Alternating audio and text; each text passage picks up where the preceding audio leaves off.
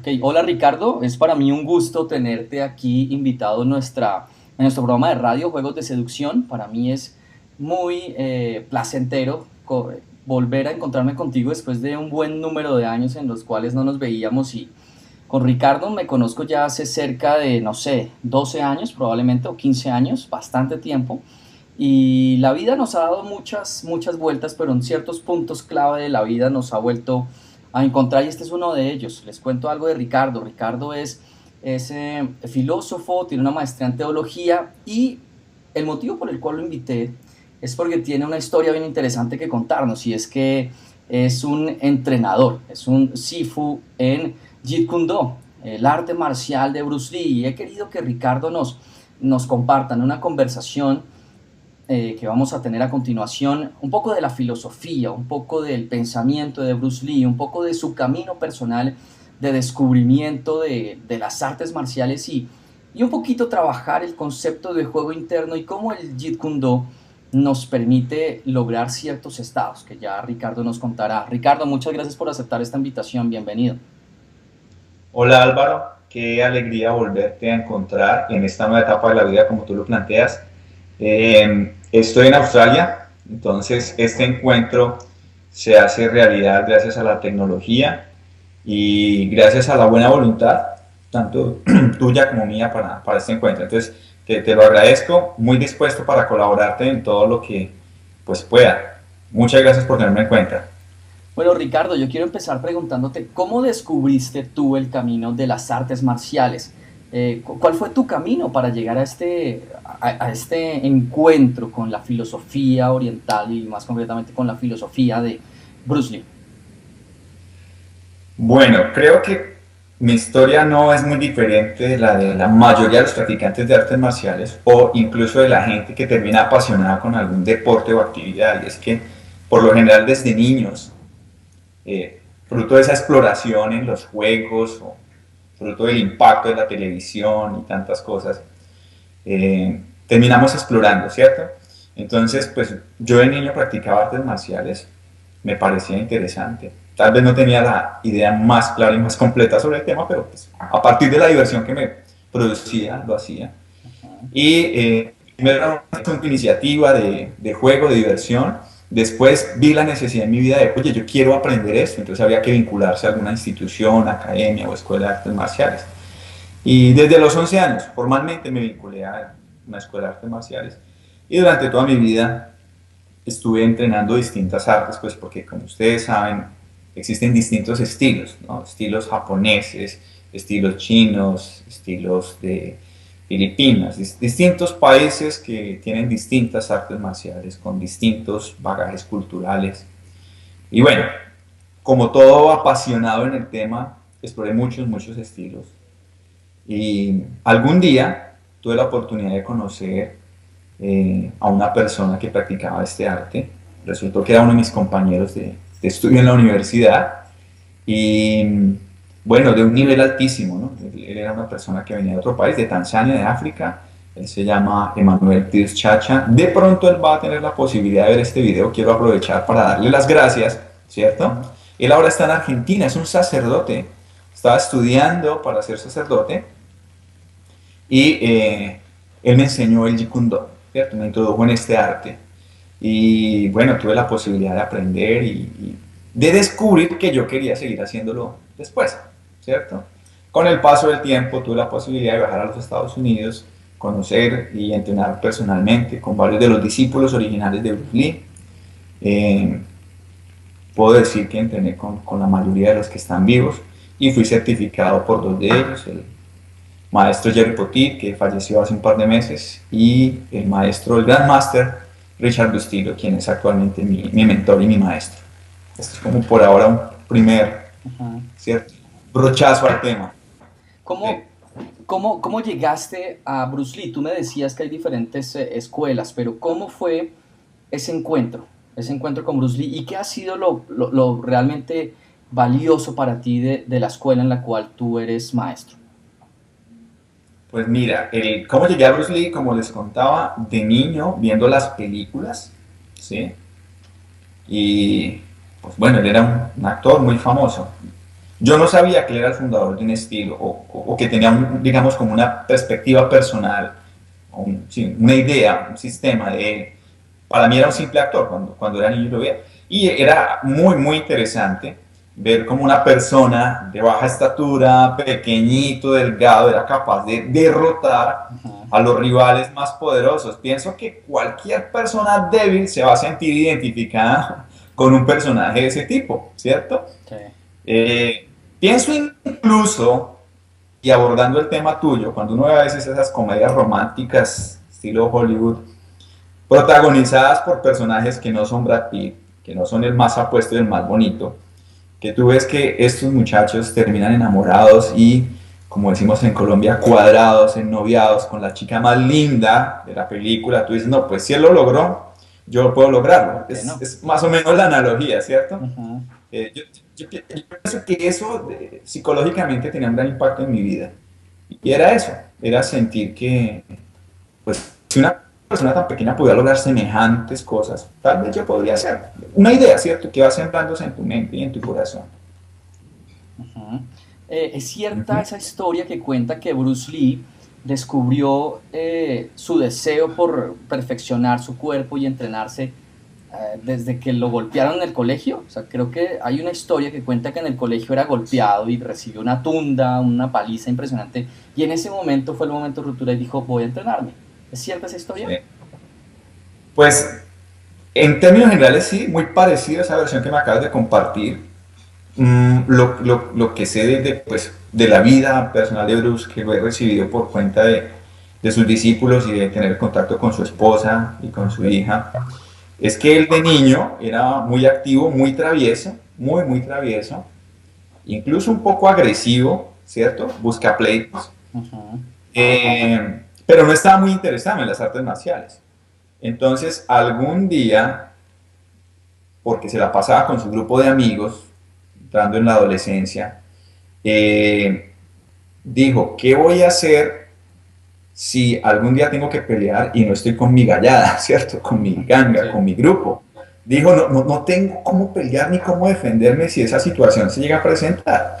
Entonces decidió comenzar a estudiar artes marciales para desarrollar las habilidades combativas que le permitieran enfrentar una posible situación de pelea sin su gallada, sin su grupo, ¿cierto? Entonces esa fue la primera, digamos, idea. Muy interesante porque surge el temor. Entonces uno diría interesante porque el temor se convierte en un motor de cambio, ¿cierto? De Exactamente. progreso. ¿Sí? A veces le tenemos miedo al miedo. El Exactamente. miedo, Y nos de hecho, paraliza. claro, a mí me ocurrió que yo crecí en un contexto popular, peligroso, como dicen algunos de manera jocosa, en donde nacen muchos y se crían pocos, Ujú. ¿cierto? Un sector muy popular de nuestra querida capital. Entonces, yo experimentaba el miedo de que los muchachos de las cuadras vecinas, ¿no? Los pandilleros y los problemáticos algún día me fueran a lastimar. ¿Sí? Entonces, esa fue una de las razones por las cuales yo comencé a entrenar artes marciales, movido por el miedo. ¿Sí? Y creo que eso nos pasa a la mayoría de los que comenzamos el camino en las artes marciales. ¿En qué punto Bruce Lee empieza su nueva escuela? Porque creo que una de las grandes aportaciones de Bruce Lee, además de ser actor, es que, bueno, fundó una línea dentro de las artes marciales que denominó Jeet Kune Do. ¿Cómo se dio esa génesis de volverse, bueno, aprendiz, volverse maestro y cómo a fundar su propia escuela, su propio método? ¿Cómo se dio eso? Es, es, es maravilloso poder hablar de estos temas porque tienen un valor humano muy grande. Tenemos que hablar más allá del cuento marcial, el contexto de las artes marciales. Porque hubiera podido ocurrir exactamente lo mismo que te voy a narrar con otro tema, ¿sí? Con deporte o con literatura o con lo que sea. Y es lo siguiente, por circunstancias de la vida, Bruce Lee tuvo que emigrar de su país, de China, de Hong Kong, a los Estados Unidos a los 18 años. Y era un inmigrante pobre, tenía que trabajar, lavando platos para sostenerse, llegó con muy poco dinero, se hospedaba en la casa de algunos amigos, incluso en el primer trabajo que tuvo lavando platos, le alquilaron un cuarto debajo de una escalera, ¿sí? Entonces, para subsistir, comenzó a enseñar sus artes marciales, ¿sí? Y mostró sus habilidades. Eran artes marciales chinas. Él había practicado varios estilos, pero en los últimos años de su vida había estado practicando Wing Chun. Y él era discípulo de un maestro muy, muy famoso, que se hizo muy, muy famoso con el paso del tiempo gracias a Bruce Lee, ¿sí? Y no hubiera sido por la gesta heroica de Bruce Lee, tal vez ese maestro no hubiera sido tan popular como lo es ahora, que es el maestro Ip Man, o Ip Man, como algunos lo pronuncian. Bueno, ocurrió que Bruce Lee comenzó a enseñar Jeet Kune Do, entró a la Universidad de Seattle en Washington a estudiar filosofía. Sus grupos, sus compañeros de estudio se mostraron interesados en lo que él hacía, precisamente por eso que te contaba hace un momento, como un hombre tan pequeño, tan flaquito, tan aparentemente insignificante, era capaz de hacer semejantes cosas, ¿sí? Y generaba un impacto desde el primer momento, ¿sí? Entonces, eso fue lo que él hizo. ¿Qué ocurrió? Recibida esta historia por parte de su propia esposa y de sus discípulos, quienes me la contaron. Bueno, y está escrita y documentada en muchos lugares. En algún momento la comunidad de inmigrantes chinos se disgustaron con Bruce Lee porque él estaba enseñando a personas que no eran chinos, ¿sí? Y ellos querían mantener esos conocimientos y esa riqueza de su cultura con ellos, no querían darlo a conocer. Suena un poco egoísta eso, estoy planteando, pero hay que entender qué ocurría. Los chinos en aquella época eran también víctimas de una discriminación racial muy fuerte en los Estados Unidos, y no solo los chinos, sino los inmigrantes de muchos lugares. Entonces ellos no querían pues entregarle ese tesoro a los que pues sentían que eran malas personas con ellos. Entonces a Bruce Lee le dijeron, tienes que dejar de hacerlo, o tienes que enfrentar en un combate a uno de nuestros mejores peleadores, y si nuestro peleador te gana, tú tienes que someterte a nuestras leyes, o si tú ganas, tú tienes el derecho a enseñar. Ajá. ¿Sí? Interesante, ¿sí? Una vida de película. Una vida de película. Pero no es la vida de Bruce Lee, es la vida de un ser humano. Tu vida es de película, mi vida es de película, y seguro la vida de los que nos están oyendo también es una vida de película. Sí, porque ¿cierto? tenemos que enfrentarnos a pelea de forma metafórica o real a cosas que nos intentan poner límites. Creo Sí, que la por vida de supuesto. Bruce Lee fue vencer límites. Recuerdo dos cosas que me llaman la atención con lo que tú me estás contando. La primera es, viendo algunas películas de Bruce Lee, vemos a un hombre pequeño, delgado, pero que en ciertos momentos, cuando hace exhibición de sus músculos, resulta un hombre imponente, muscularmente hablando, digámoslo así. Y número dos, Sí. hay una historia bien interesante y es cuando Bruce Lee se lesiona. Bruce Lee entrenando se lesiona la espalda o la columna, no recuerdo precisamente qué fue, y dura unos buenos meses acostado en cama con un pronóstico que le decía, hermano, si usted vuelve a caminar, dese por bien servido. O sea, algo así. ¿Qué conoces tú de esa historia? Pues tú que la escuchaste seguramente de primera mano de Linda Lee. Sí. Pues mira, aconteció que Bruce cometió otro error, y es que se puso a hacer un ejercicio sin calentamiento y con una carga muy pesada, y se lesionó. A veces en nuestro afán de superación de límites, ¿sí?, cometemos errores estúpidos y nos lastimamos. La intención es buena, pero la forma como lo hacemos es torpe. Y terminamos lastimándonos a nosotros mismos. ¿Sí? Eso le ocurrió a él. Pero lo más dramático de esa etapa en la historia de la vida de Bruce Lee es que coincide con que ya no tenía más trabajo en la televisión de los Estados Unidos. Su segunda hija estaba por nacer y no tenía trabajo, tenía deudas y estaba lesionado, ¿sí?, con un diagnóstico de que no iba a poder seguir haciendo lo que estaba haciendo para subsistir y que era su pasión. Dramático, como diríamos nosotros en Colombia, en la inmunda, ¿cierto?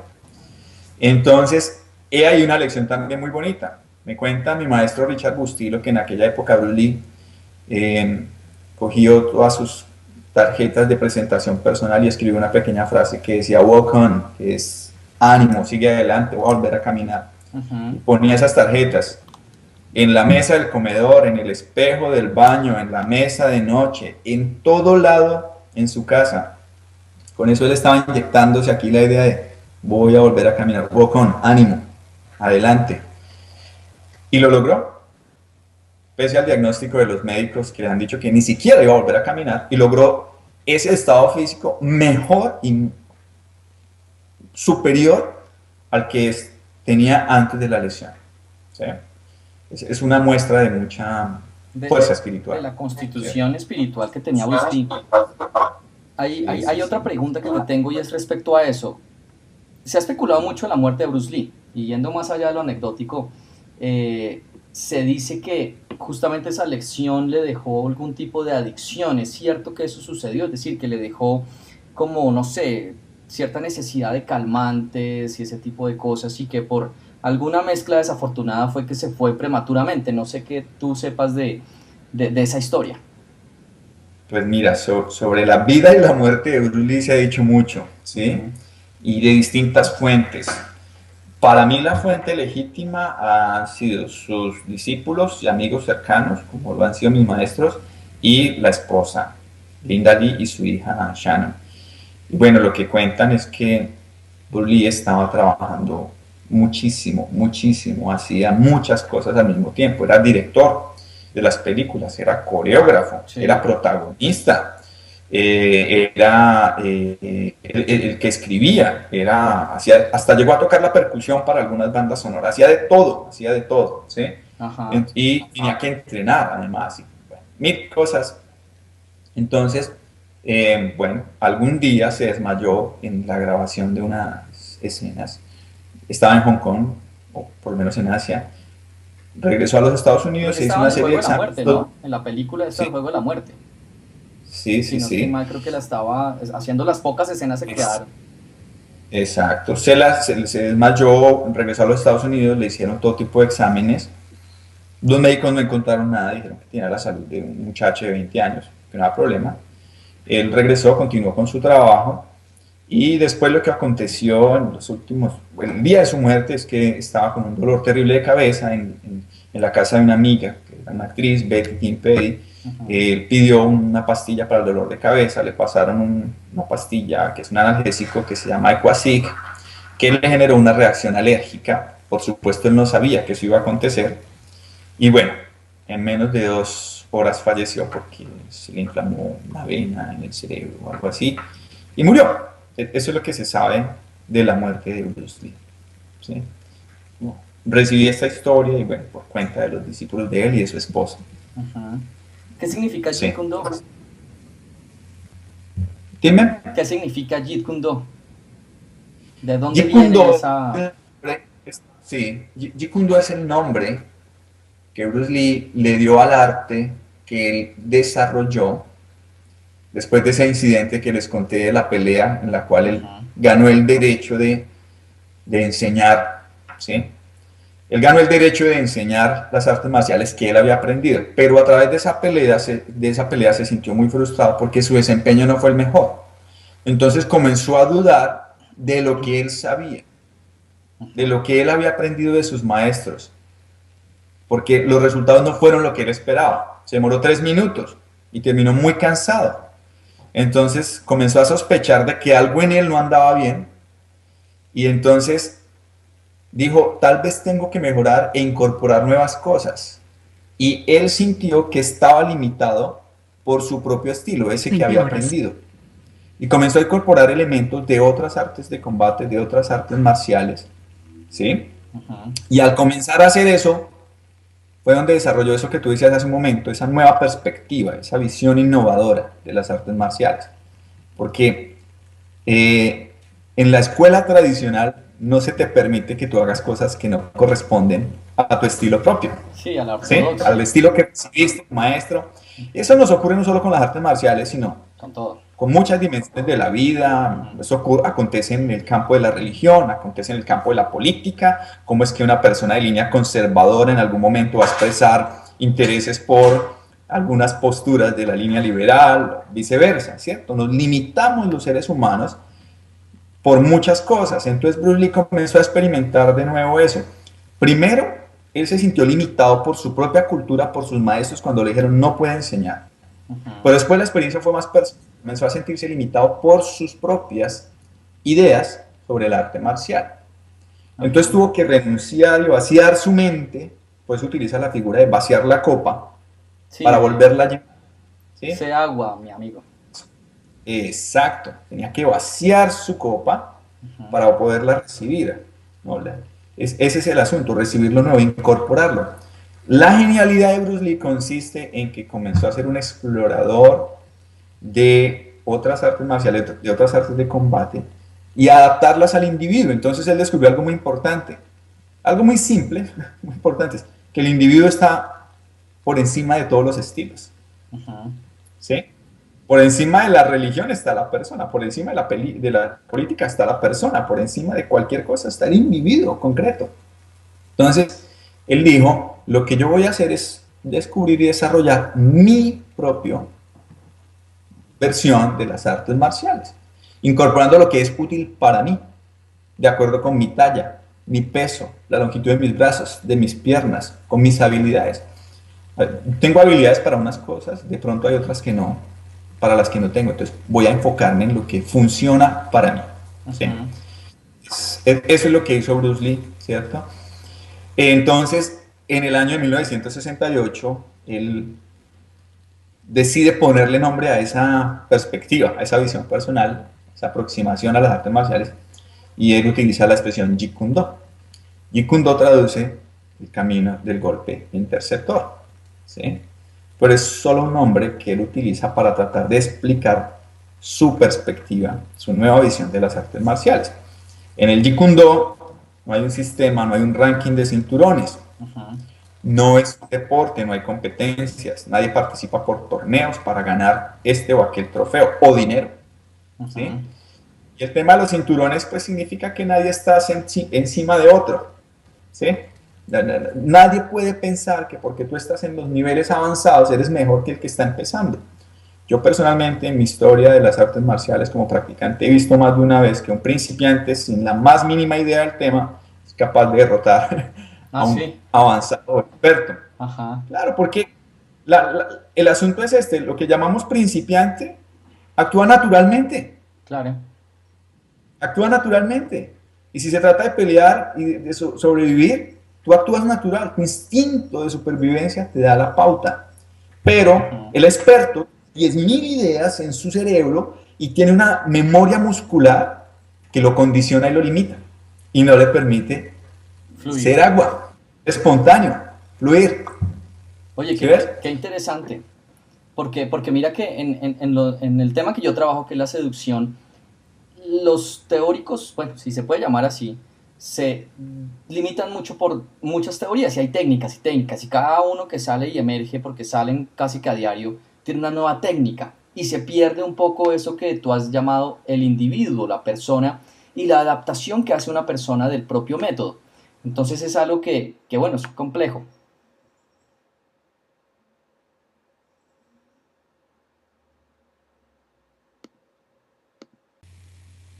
Ok, Ricardo. Entonces, muchas escuelas tratan de o imponer su propio método y los individuos van buscando método tras método y les cuesta eso, justamente fluir.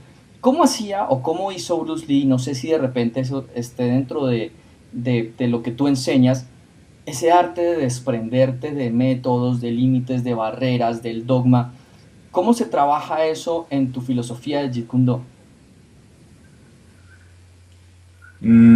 Mira, yo he descubierto en mi experiencia personal, es decir, en cómo yo practico mis artes marciales, luego a través de cómo las enseño y cómo las personas las practican, algo muy simple y es que debemos priorizar la habilidad sobre las técnicas. Ajá, ¿cómo es eso? Habilidad sobre las técnicas, ese es ahora mi frase, mi refrán, mi idea, mi máxima. Habilidad sobre las técnicas, porque es lo siguiente, una técnica es un conjunto organizado o un proceso organizado de pasos, Sí, ¿cierto? Esa es la técnica. Pero eso es un ejercicio mental previo a lo que va a acontecer en realidad. Es un ejercicio de la mente, un ejercicio conceptual, tratando de conceptualizar una posible situación. Pero en la realidad, las situaciones no se presentan en el mismo orden en el claro, que de la tú las secuencia. conceptualizaste. ¿sí? Ajá, Porque es la técnica que dice paso uno, paso 2, paso 3, paso 4 o paso A, paso B, paso C. ajá, Y por técnica, siguiendo la lógica de la técnica, tú no puedes llegar al paso 3 sin haber pasado por el 2 o por el uno de acuerdo. o al C por el A y el B. Ajá, Utilizo las artes marciales como una metáfora de la vida, ¿cierto? Utilizo el combate como una metáfora de la vida. Y acontece que en muchas situaciones sencillamente llegas al momento 3 o a la etapa C sin haber tenido la A, la B, la 1 o la 2. Entonces lo que cuenta es tu habilidad para sortear esa situación. Pero si tu mente está llena de conceptos y dices, oh, pero no hice el 1, oh, pero no hice el 2, te pierdes. Y pierdes la oportunidad de aprovechar el 3, de que acuerdo. es lo que se da. ¿Sí? Entonces es la habilidad, resulta que la habilidad acontece en el individuo. La técnica es un asunto más institucional y más colectivo, ¿sí? Pero la habilidad reposa la persona, el individuo, ¿sí? Entonces, para mí, cuando enseño, les digo a mis estudiantes, te voy a mostrar una secuencia o un ejercicio, en inglés la palabra es drills, unos drills para que tú entrenes la técnica, pero entiende que detrás de la técnica hay habilidades. Luego la técnica es apenas un ejercicio para que tú entrenes y desarrolles las habilidades. Ajá. Pero la técnica no es un reflejo de la realidad. La técnica es apenas un pretexto educativo, un pretexto, una herramienta de enseñanza-aprendizaje. ¿Sí? Sí, excelente. Mira, ese concepto me encantó porque nos permite fluir, ¿no? Nos permite fluir un poquito más en, y es lo que a veces pasa, nos volvemos un poquito rígidos, nos volvemos un poquito pegados al texto y eso es algo que sucede sobre todo también en mi tema, en el tema de habilidades sociales y hacer énfasis en que muchas veces la habilidad social se explora solamente con técnicas sociales, entonces las personas resultan ser robots sociales y no explorando su habilidad social porque creen que el mundo es perfecto y funciona como una coreografía de baile donde tú sigues una serie de pasos porque algunos métodos Sí. dicen que es una serie de pasos y es la técnica, pero no saben cómo saltárselos o no saben cómo darle la vuelta o cómo crear algo de la nada y fluir de forma espontánea. Y aquí viene otra pregunta. Eh, Intuyo que el arte marcial se basa en estados mentales, es decir, un estado mental de alerta, un estado mental de preparación y un estado psicológico previo al combate. Y creería yo que el combate puede evitarse con un buen estado psicológico. O que el combate en sí mismo es un estado psicológico y que no solamente combatimos con el cuerpo, sino que también con la mente, o principalmente con la mente, que es la que de alguna u otra forma genera los movimientos. ¿Cómo es este tema de los estados mentales dentro de la filosofía del Jeet Kune Do? ¿Cómo se entrena la mente? Mira, en la práctica de las artes marciales solemos decir que uno entrena la mente, el cuerpo y el espíritu, Ajá, ¿sí? Eh, y el ejemplo que yo suelo ponerles, sobre todo a mis estudiantes de nivel principiante, cuando comienzan, es un par de ejercicios de movimientos. Entonces, para el cuerpo hacemos movimientos, ¿sí?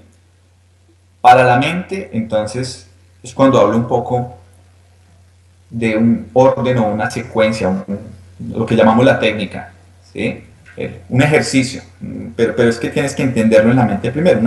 Por ponerte un ejemplo, una combinación de movimientos con la mano, una combinación de 3 movimientos, 1, 2, 3, cualquiera sea. Entonces, el movimiento está relacionado con tu cuerpo, pero la secuencia está relacionada con tu mente, ajá, ¿sí? El espíritu, ¿cómo lo entrenamos? Cuando descubres que tienes la idea en tu mente pero que tu cuerpo no lo está haciendo correctamente, te frustras. sí, Y entonces hay muchas personas que dicen, yo ya lo entendí pero no lo puedo hacer. Y se frustran. ajá, Y lo intentan una vez, 3 veces y se frustran y renuncian. Entonces tienen un espíritu débil ajá, porque no se presionaron un poco más para seguirlo intentando hasta que por fin logran esa conexión mente-cuerpo. ajá, ¿Sí? Hay cosas que tú entiendes, pero no las puedes hacer. De acuerdo. Entonces, lograr esa conexión es un fruto del espíritu. Ujú, Entonces, por ejemplo, la noción de disciplina. Hay personas que me dicen, Ricardo, me encantaría entrenar contigo, pero es que no tengo disciplina. ujú. Como si la disciplina fuera un prerequisito, como si estuviera antes de. Sí, Y yo les digo, no, la disciplina es una habilidad que tú vas a desarrollar con la práctica. con la ¿Sí práctica. ves? Claro, entonces, ¿qué ocurre? Anterior a la acción hay una idea o un estado mental. ¿Sí? Entonces, usando la metáfora del combate, para mí el combate es eso, yo no promuevo la violencia, yo no hago una apología de la violencia con las artes Ujú, marciales, no me interesa eso. El valor que he descubierto en las artes marciales en mi vida es que me han ayudado a ser un mejor ser humano, ¿sí? Y no he tenido que pelear con nadie. Pero el asunto es, anterior a la acción hay una idea, y anterior a la idea hay un sentimiento, una ujú. emoción, Sí, ¿sí? Entonces, ese es el asunto. Los practicantes a veces, pensando que el combate es un asunto de competencia, competir significa que hay un ganador o un perdedor, ujú, tienen miedo a ser perdedores. Luego la idea de ganar o perder se convierte en sí misma en una limitación. ujú. Sí, Pero permíteme explicar esto. La idea de ganar o perder viene del mundo del deporte. Es una noción, es una noción del deporte, donde hay competencia y el que no es primero ya perdió. sí, ¿Sí? Pero no nos sirve en la vida real utilizar la metáfora del deporte, porque en un combate en la vida real, cuando tu vida está en peligro, no existe ganador o perdedor, existen sobrevivientes. Entonces a mí no me interesa ganarte, me interesa sobrevivir, que es distinto. ujú. ¿Sí? Y si seguimos utilizando la metáfora del combate, en donde tu vida está en peligro, en una situación realmente peligrosa, a ti lo que te interesa es minimizar el daño que vas a sufrir. Cuando yo enseño defensa personal, algunos movimientos o habilidades para la defensa personal, yo les digo a los estudiantes, el ideal es que evites esta situación. Pero si ya estás involucrado, Ajá. no pienses en ganar, piensa que vas a tener que minimizar el daño. ¿Sí? Ese es el asunto.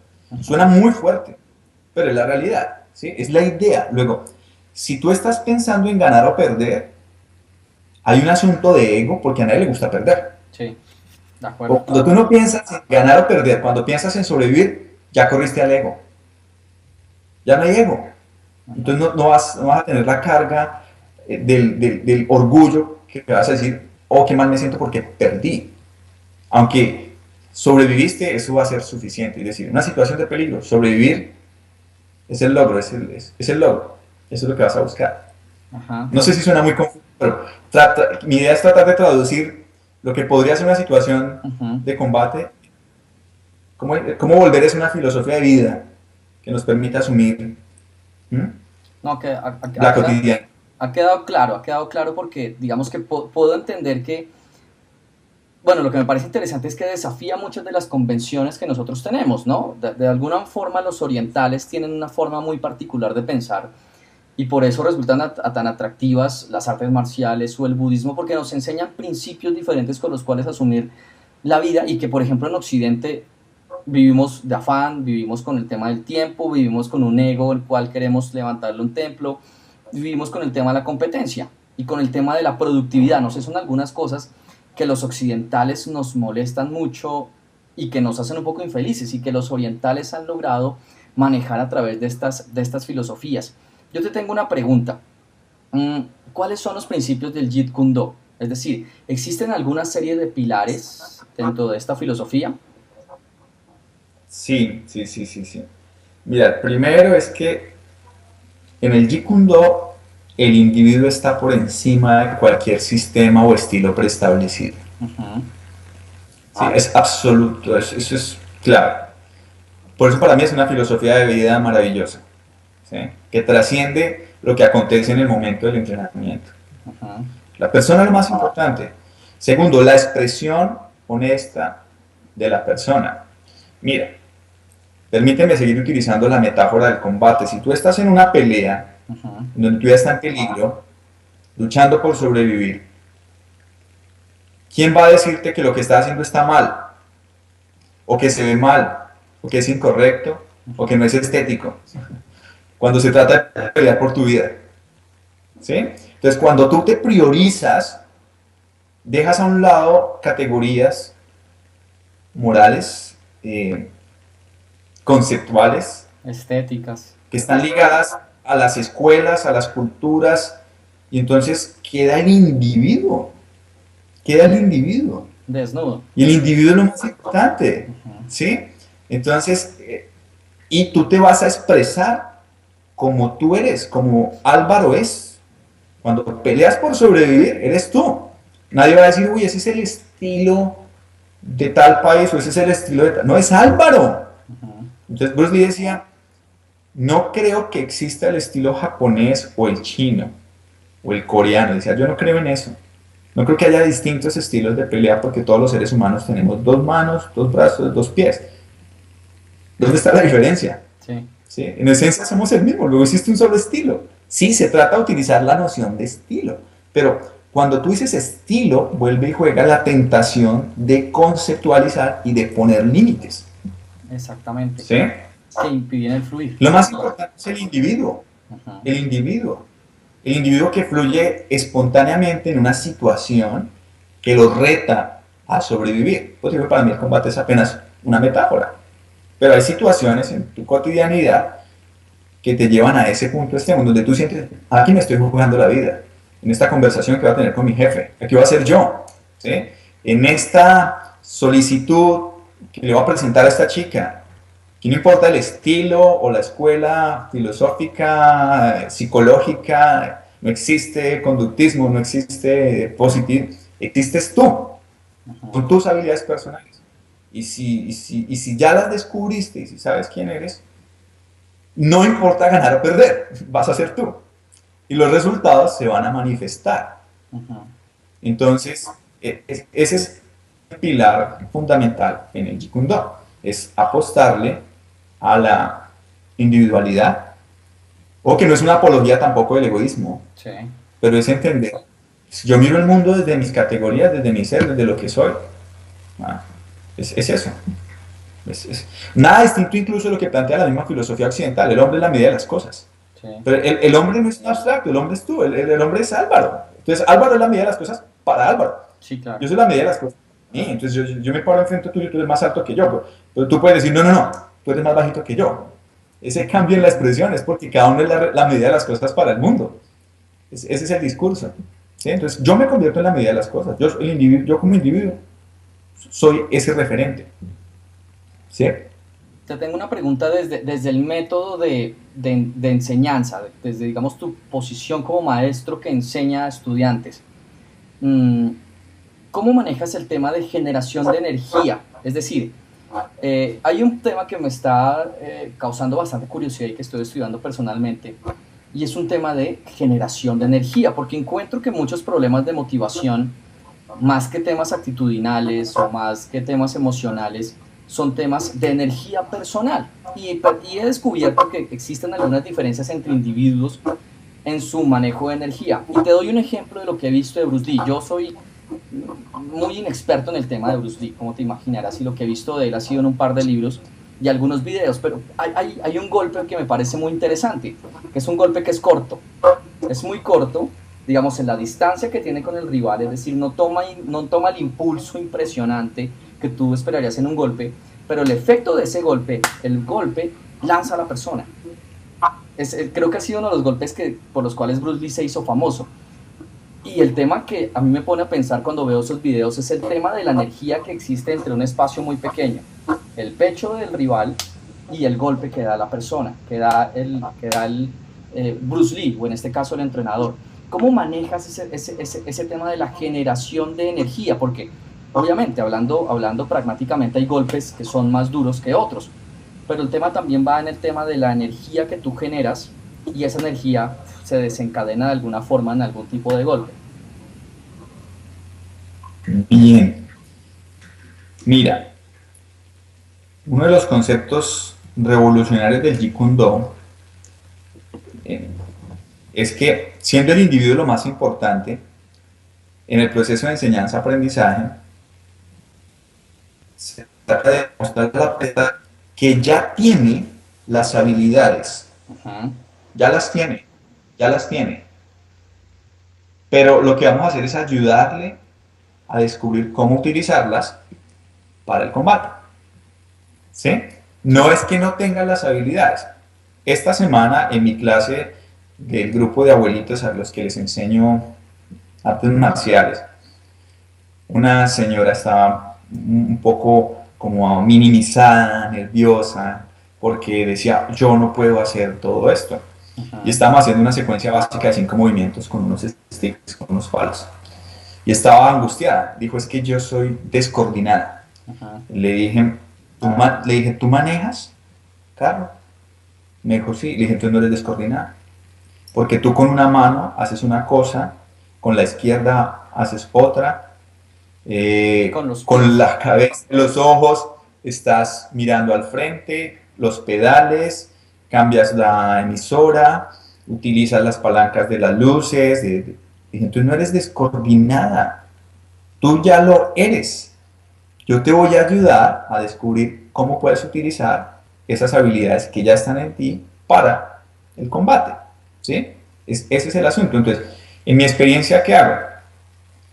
Hay una idea aquí grabada en el tema de las artes marciales, es que para alcanzar los más altos niveles de destreza necesitas entrenar años, Ujú. muchos años. ¿Sí?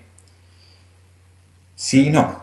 Porque hay asuntos que tú puedes, en los que tú puedes mejorar solo recibiendo el feedback, ¿cierto? La retroalimentación de tu instructor que tiene la experiencia y que te va a dar algunos tips, unas ideas para que incorpores eso en tu desempeño. Y entonces me llama mucho la atención cuando he podido lograr eso. Le digo a una persona, a ver, vas a golpear este aparato, esta herramienta, este foco, lo llamamos. Y la persona lo hace. Le digo, ahora, por favor, ten en cuenta esto. Ten en cuenta el codo, ten en cuenta las rodillas y las caderas. Vuélvelo a golpear. Incorporando ese feedback, la potencia del impacto se incrementa 10 veces. Ujú. En solo un intento. Digo, ¿cuánto tiempo ocurrió desde que te di el feedback y la aplicación? Dicen 30 segundos. Digo, en 30 segundos lograste este incremento de energía. No es que no tuvieras esta energía antes, es Ujú. que no sabías usarla. ¿Sí? Ese es el asunto. Entonces, por eso es tan antipático el tema a veces de la técnica, ¿sí? Porque te hacen creer la idea de que necesitas mucho tiempo y mucha práctica para desarrollar la técnica y solo en el dominio de eso vas a lograr los resultados, como si no lo fueras, como si actualmente no la tuvieras. Y resulta que sí lo tienes. ¿Sí? Ujú. Ahora, como yo soy estudiante y practicante de artes marciales, yo siendo mi referencia, mi cuerpo como referencia, yo entiendo el concepto de lateralidad, yo entiendo el concepto del desplazamiento, yo entiendo el concepto de la potencia y de la velocidad. ¿Por qué? Porque yo como estudiante he vivido esa experiencia y sé que es difícil. Y mi cuerpo me ha ido mostrando cómo hacerlo. Entonces, cuando yo estoy enseñando, utilizo mi experiencia personal para decirle al otro, mira, por favor, ten en cuenta estos aspectos. Y la persona se siente identificada porque sabe que está recibiendo un feedback de alguien que lo está haciendo. No el experto arrogante que critica lo que Ujú. el otro no puede hacer. ¿Sí? De acuerdo. Entonces, esa es la manera. Entonces la gente dice, no es que yo no tenga energía, es que ya la tenía, pero ahora está descubriendo cómo hacerla. Esa es la tarea. Entonces, nosotros, llámalo el coach, el facilitador, el entrenador, nosotros lo que somos es catalizadores. ¿Sí? Y ese es el asunto. La gente, digamos que acude a ti porque quiere que tú le ayudes a descubrir eso. Ojo, no porque tú lo tengas y él carezca de eso ya, energía, habilidad. Ya la tiene. Nuestra tarea es ayudarle a descubrirlo.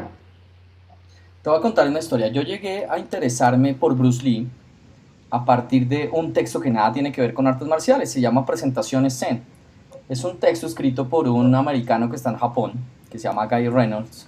Y el tipo escribe sobre cómo hacer presentaciones en PowerPoint bonitas. aparte del texto. Entonces ahí él hablaba de un principio, es el principio de la simplicidad. Y a raíz de ese principio citaba a Bruce Lee. Y entonces ahí fue cuando yo me interesé por el tema de Bruce Lee y empecé a investigar sobre Bruce Lee y llegué a todo esto. ¿Cómo es ese principio de la simplicidad que creo que es como un pilar que tiene el Jeet Kune Do? Sí. Ese principio viene del arte marcial que Bruce Lee estaba practicando en Hong Kong antes de emigrar a los Estados Unidos. Luego no es original de Bruce Lee. ¿Sí? Sí, es del viene del budismo, arte creo que en general. practicado. Sí. Ujú. Es, no, es decir, el Wing Chun incorpora ese principio: simplicidad, economía y eficacia. Son las bases del Wing Chun. Y Bruce Lee lo aprendió y lo utilizó también luego a su manera. ¿Sí? Entonces, el primer asunto es, claro, nosotros necesitamos aprender de otros, eso es importante. ¿Sí? El individuo, sí, el individuo, para constituirse como tal, se beneficia de la experiencia de individuos y generaciones anteriores. ¿Sí? Entonces, eso es importante, porque si no nos vamos al extremo, ¿cierto? Pensar que si todo lo que hace el individuo es completamente legítimo, pues entonces nadie necesitaría de los otros seres humanos, de las otras personas. No, por supuesto, hay una herencia, una riqueza, un conocimiento, un valor. Bruce Lee no apareció de la nada con el Jeet Kune Do. Ya les conté cómo él fue el receptor de muchas tradiciones, de muchos estilos. Lo que hizo fue comenzar a adaptar y liberarse de las limitaciones. ¿Sí? Entonces, la simplicidad pues, es un principio de la existencia humana, y ni siquiera de la existencia humana, de cómo fluye la naturaleza. Si tú te das cuenta, la naturaleza fluye de manera simple, ¿cierto? Y un ejemplo de simplicidad, de flujo de la simplicidad, es el agua. Por eso Bruce Lee utiliza, siguiendo el Tao, ¿cierto? Utiliza la figura del agua para expresar esa simplicidad. ¿Sí? El agua sencillamente sigue fluyendo. El agua adapta a la forma del recipiente que la contiene. Simple. ¿Sí? Por simplicidad descubrimos muchas cosas. Simplicidad no significa fácil. Mi maestro Jerry decía en inglés: it's simple but not easy. Ojo, ¿cierto? Es simple, pero no es fácil. Aprender el camino de la simplicidad, a veces, yo diría las más de las veces, es difícil.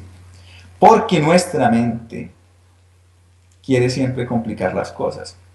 Un ejemplo que siempre propongo, porque refleja mucho mi punto de vista, lo que quiero decir es: cuando tú estás en una dinámica de relación con otra persona, sea un amigo o sea tu novia o lo que sea, y tienes una dificultad, pocas veces uno asume la vida simple y ir a hablar directamente con esa persona. ¿Sí? Esa es la vida simple. Lo que pasa es que no es fácil. Entonces, habla de esa persona con otro. ¿Sí? Entonces, si es tu novia, hablas con la mamá de tu novia, decirle: no, suegra, es que fulanita, ¿cierto? Está muy cansona, o lo que sea, ¿cierto? O si es un amigo con el que tienes el conflicto, hablas con el hermano del amigo, o con el otro amigo del amigo. Pero la vía de la simplicidad, que es enfrentar la cosa directamente, no siempre la asumimos. ¿Sí? Entonces, ese principio es iluminador, pero no es fácil de asumir. ¿Sí? Tú hablabas ahorita de también economía y eficacia. ¿Esos también son principios que aprende Bruce Lee, que se adaptan al Jeet Kune Do? Sí, él los incorpora, él los aprende del Wing Chun y de otras artes marciales también. Y lo que quiere es seguir desarrollándolos a su manera, pero pues son principios universales. Economía entendido como, pues no hagas cosas innecesarias. Precisamente es un concepto paralelo a la simplicidad. La simplicidad es la economía de la energía. No gastes energía innecesariamente, no desperdicies movimiento. Y si eres simple y si eres económico, hay un resultado que se da de suyo, y es la eficacia. Eficacia. Ese es finalmente el objetivo, ¿no? En muchas cosas. En la vida no nos interesa únicamente el desempeño, sino los resultados del desempeño. Sí. ¿Sí? Finalmente siempre estás persiguiendo logros. Y tú encuentras sentido en tu vida, por supuesto, en la medida en que alcanzas los logros. La forma como alcanzas los logros también define muchas veces el logro en sí mismo. Porque a veces cuando estás aplicando los principios de simplicidad y economía, te das cuenta que tal vez hacia donde te conduce no era lo que querías. Y entonces te ves en la necesidad de replantear el objetivo De con acuerdo. el que arrancaste al comienzo. Ejemplo de la experiencia de las artes marciales. A veces hay personas que llegan a mi clase con el objetivo de aprender artes marciales porque quieren defenderse de combate, Sí, situaciones de pelea. Ese es el objetivo con el que llegan, pero de acuerdo con lo que vamos practicando, ya después lo relativizan, dicen, no, no me interesa pelear, porque entre más aprendes y avanzas, te conviertes en una persona más pacífica, ¿sí? Porque reconoces la dimensión de tu violencia, la magnitud de tu violencia, ujú, y entonces, si descubres eso, aprendes a controlarlo. Si no lo descubres, no lo controlas, o sea, te controla, porque ni siquiera lo concientizas. Entonces luego replanteas el objetivo. Después dices, es que a mí ya no me interesa aprender a defenderme. De hecho, ya no quieres ni pelear. Incluso mira esto tan bonito. Bruce Lee al final de su proceso de desarrollo del Jeet Kune Do dice, el Jeet Kune Do es el arte de pelear sin pelear. ajá. Imagínate. Entonces ya llega un punto en el que dices, ya no necesito la confrontación física. Si soy más inteligente, no necesito la energía física, yo Ujú. me quedo con una energía que funciona a otro nivel. Es Quiero volver ser ya para concluir esta entrevista sobre un punto que habíamos tratado hace un rato y es sobre la espiritualidad. Tú me contabas que hay personas que se desaniman fácilmente porque se frustran, empiezan a frustrarse y tal, y abandonan. ¿Cómo manejas tú el tema de vincular la espiritualidad a esa motivación, a generar motivación? ¿O cómo se trabaja una persona que sea inconstante, que sea, eh, sí, inconstante, creo que sería la palabra más precisa? ¿Cómo trabajas tú con ella esa parte espiritual para generar un espíritu mucho más robusto y que tolere la frustración, que sea perseverante, que sea disciplinado, que sea motivado, que sea enfocado? Mira, siempre, para mí lo más importante es ayudarle a esa persona a descubrir que lo que ella cree, que de lo que ella cree que carece ya lo tiene. Ajá. ¿Sí? Ese es el punto. Entonces cuando hago el ejercicio de que le digo, mira, incorpora estos elementos en tu práctica y vuelve a pegar a esto, cuando le golpea y siente la persona por experiencia propia que su potencia mejoró, que su velocidad mejoró, ¿cierto? Cuando lo siente ya no necesita mi feedback. Ajá. La persona lo experimentó. ¿Me comprendes? Es Sí. diferente. A veces, las personas, aunque tú les digas cosas, no se los creen. Porque tú no les has posibilitado la experiencia para que ya no haya necesidad de un discurso. Ajá. Por eso esas personas siguen siendo afocadas, minimizadas. ¿Sí? Entonces yo lo que he descubierto es que a través de mi entrenamiento yo le tengo es que proveer a mis estudiantes experiencias. Ajá. Cada sesión de entrenamiento es una experiencia que tiene que tocarlos muy profundamente. Y entonces al final de cada sesión la gente dice, valió la pena hacerlo. Ajá. Wow, hoy desarrollé, hoy logré, hoy perfeccioné. Entonces todo.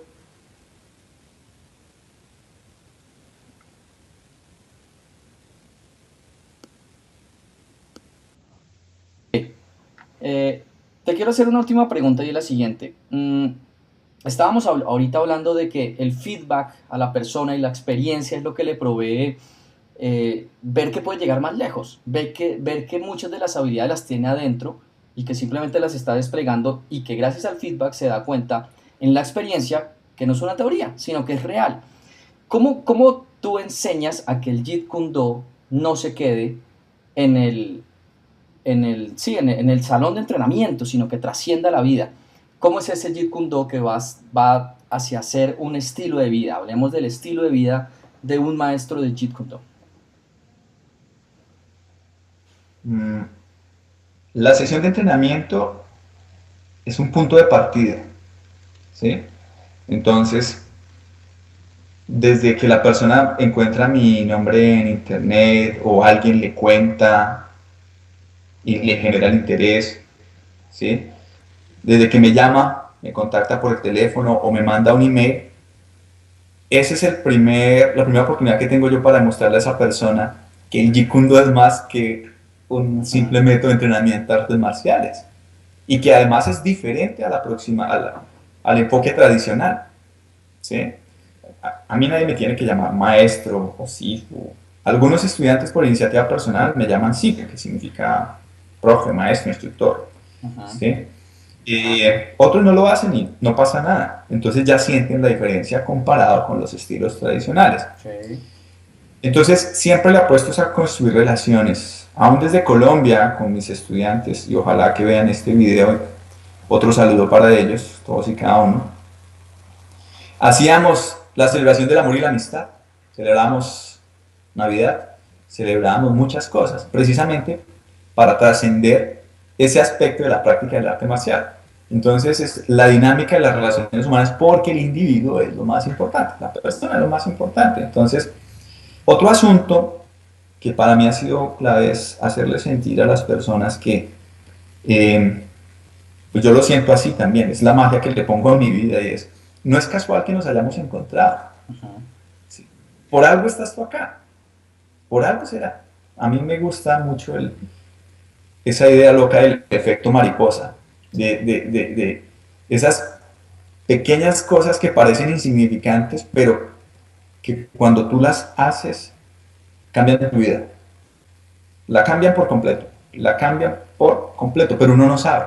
De acuerdo. Como cuando tú decidiste tomar la decisión de dejar aquel trabajo o de llamar a tal persona.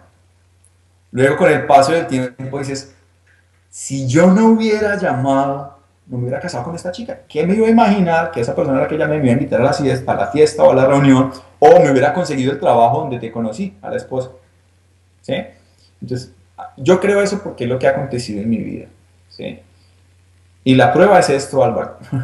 Mira lo que estamos haciendo tú y yo hoy después de tantos años. Sí. Por algo, una llamada, me encuentro. Esa es la vida, la magia de la vida, el efecto mariposa. Entonces, eh, yo lo asumo así y trato de transmitírselo a mis estudiantes y a mis amigos. Ellos se convierten en mis amigos. Entonces, definitivamente es eso que tú sientes y que llevas en el corazón, lo transfieres en todo lo que haces.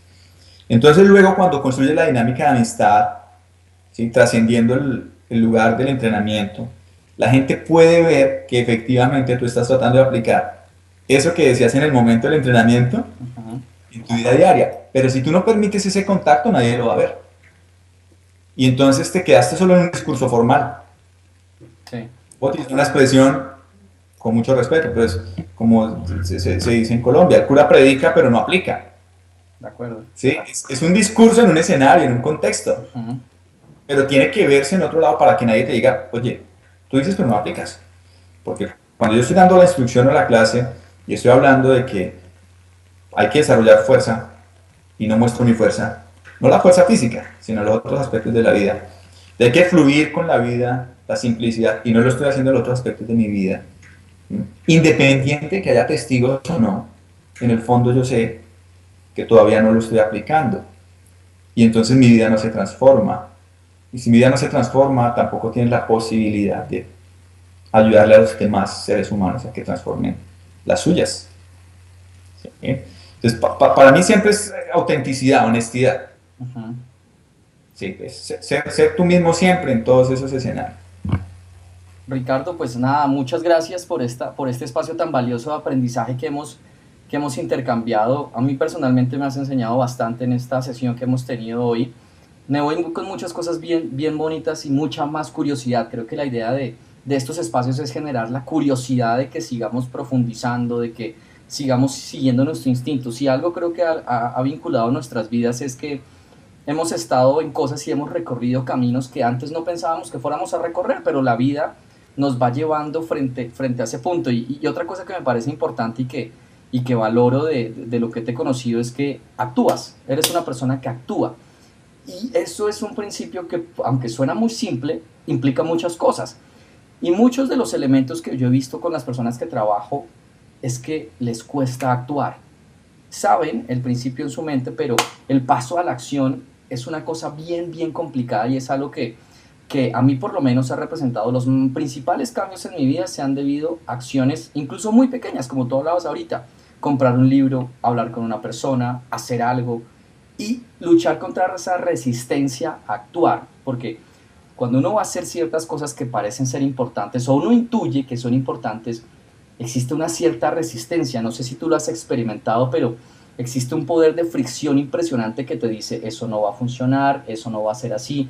Y a muchos esa resistencia les lleva a parálisis, a otros nos lleva a parecer locos y actuar. ¿Te ha pasado eso? Yo creo que eso es lo que me acontece todos los días de mi vida, ¿sí? Esa fricción entre la acción y la no acción, pero más allá de eso es, ¿sabes por qué no actuamos la mayoría de las veces? Porque tenemos nuestra mente llena de ideas acerca de lo que podría ocurrir Ajá. si lo hacemos o no lo hacemos, si actuamos o si no actuamos. Y por estar en ese devenir mental, dejamos que se nos pase lo único real que tenemos, que es el ahora, el presente. Ajá. Y lo único que le da valor al presente es la acción, independiente de los resultados. Entonces, ese es el juego mental. Ajá. Porque lo dice el doctor Rodolfo Ginás, ¿cierto? Nuestro científico colombiano, especialista en la neurociencia. Él en sus investigaciones dice que una, si no la más importante de las funciones del cerebro es la predicción. Nuestro cerebro siempre trata de predecir. Sí. Al coger un ¿Sí? vaso, Siempre, tan lo que simple como sea. eso, predecimos Siempre, predecimos, siempre estamos tamaño, con forma, sí. tal cual, siempre estamos con la intención de predecir.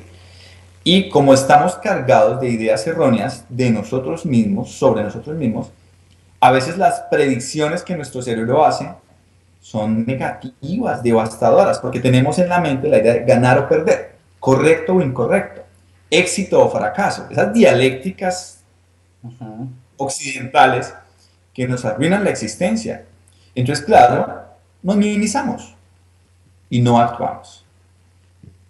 Actuar, esa es la única, ¿cierto? Es lanzarse, lanzarse. Hay que ser valiente, lanzarse. Que tú piensas que fue un fracaso, quítale ese juicio, analiza la experiencia en sí misma. ¿Qué Sí. aprendiste? ¿Qué aprendiste? Y todos lo dicen los motivadores, lo dicen la gente no sé, los maestros, los gurús de la espiritualidad, todo el mundo dice, pues finalmente los grandes logros de la humanidad se deben a personas que en su momento las llamaban locos, los demás, Ajá. o a personas que fueron capaces de ir más allá de lo que los demás llaman fracaso. Exactamente. ¿Sí? Entonces es como una hipnosis colectiva que cargamos todos, pero en algún momento de la vida hay que romperla, ¿sí? Y lanzarse a la acción. Yo me defino a mí mismo muchas veces como un testarudo.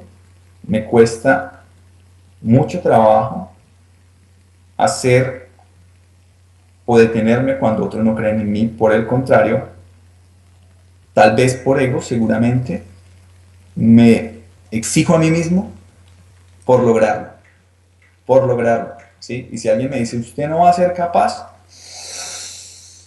yo digo, voy a lograrlo. No por él, no por esa persona, Ajá. es porque yo no quiero darle crédito a esa persona en mi vida. O sea, a lo que dice esa persona, ¿sí? No es un conflicto con los demás, es que los demás pueden llegar y decirte todo lo que quieran. El problema es si tú lo recibes. Exactamente. Cuando yo siento que me duele lo que esa persona dice, cuando duda de mis capacidades, cuando me duele que esa persona dude, ya el problema no es con esa persona, me dolió a mí. ¿Qué pasó? Acepté. Acepté ese juicio de esa persona sobre mi persona. Ajá. Y entonces ahí es donde yo digo, no lo puedo permitir. Entonces allá entro en peleas conmigo mismo y el desafío es conmigo y quiero lograrlo. ¿Sí? Y si no lo logro en ese momento, algo tendré que aprender Ajá. para seguir avanzando. Ricardo, ¿dónde sabemos más Entonces, de ti? ¿Dónde te encontramos en internet, en las redes sociales? hermano, mi website es www.ricardovargas.org. Eh, bueno, en Facebook me encuentran con el perfil Ricardo Vargas. Ajá. Eh, y tengo un grupo en Facebook que se llama TWOTIF, ¿sí? Eso traduce en inglés The Way of the Intersecting Fist, Academy, que es el grupo de mi escuela aquí en Australia. Ajá. Bueno, esa será la posibilidad, sí, de entrar en contacto y seguir compartiendo esta experiencia. Pues Ricardo, muchas gracias. De verdad ha sido una charla muy enriquecedora y estoy seguro que las personas que nos están escuchando van a sacar aprendizajes muy bonitos de esto y qué bonito que se introduzcan en una filosofía tan apasionante como lo es el Jeet Kune Do y a todo este tema del crecimiento y el desarrollo personal que creo que en últimas es lo que nos ha unido en este diálogo y lo que estamos buscando. Nosotros somos, tú y yo hemos sido personas en búsqueda de la espiritualidad. Creo que hace unos años tú me dijiste eso, que éramos buscadores de la espiritualidad y eso es lo que hacemos en nuestro trabajo. Muchas gracias Ricardo y espero que nos podamos encontrar pronto en otro diálogo apasionante sobre el Jeet Kune Do. Álvaro, muchas gracias por permitirme compartir pues, contigo en un primer momento y segundo con todas las personas que escuchen esta entrevista o que la vean por tu canal. Eh, yo estoy feliz de compartirlo. No tienen que creer todo lo que yo compartí. No tienen que aceptarlo porque yo lo dije o porque tú lo dices. Más bien invito a la gente a que exploren, a que se den la oportunidad de actuar. Ese es el asunto. Ha sido mi camino también en la vida. He recibido muchas enseñanzas de muchas personas y no las creí, mejor dicho, no las recibí cuando me las enseñaron. Solo cuando actué en virtud de eso, pude decir, wow, mi mamá tenía razón, mi profesora tenía razón, el cura al que le oí un sermón hace tanto tenía razón. No en sí mismo porque ellos lo dijeron, sino por la experiencia de vida que me posibilita entender eso como realidad o como verdad. Eso así, entonces invito a las personas a que se lancen a actuar. Hoy. Muchas gracias, Álvaro.